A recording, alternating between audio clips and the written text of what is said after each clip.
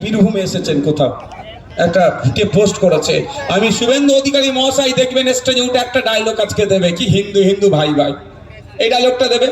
এতে আমি বলবো একটা কথাই, ও হচ্ছে পাক্কা রাজনৈতিকবিদ। কেন বলছি শুনেন, আমি শুনেছি ওনার আছে কি বলে ওটাকে, পাম্প আছে। তাহলে পাম্পের সামনে তো লিখে দিতে পারে হিন্দু হিন্দু ভাই ভাই, মুসলমানের জন্য তেল বিক্রি নাই, বুঝলো?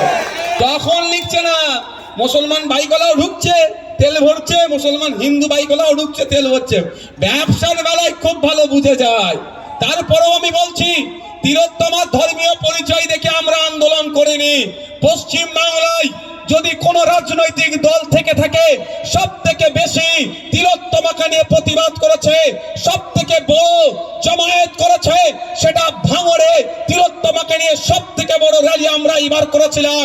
আর ইন্ডিয়ান সেকুলার ফ্রন্ট গত দিনও পর্যন্ত তিলোত্তমাকে নিয়ে প্রোগ্রাম চালিয়ে যাচ্ছে, আগামীতেও চালিয়ে যাবে যতদিন না বিচার পাবে। কিন্তু কোন ধর্ম দেখে আমরা প্রতিবাদ করিনি।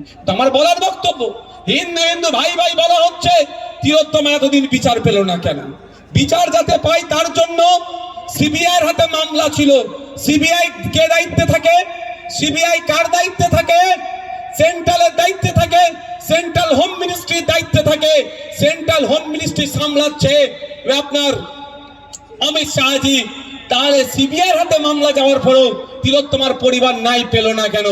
হিন্দু হিন্দু স্লোগান দিচ্ছ, তিলোত্তমার মা বাপটাও কিন্তু হিন্দু, এখনো বিচার পেল না কেন? এই প্রশ্ন আমাদেরকেই করতে হবে, অন্য কেউ করুক আর নাই করুক। আমরা কিন্তু ধর্ম দিকে প্রতিবাদ করি না, কিন্তু প্রশ্ন তো শুভেন্দু বাবুকে করতে হবে।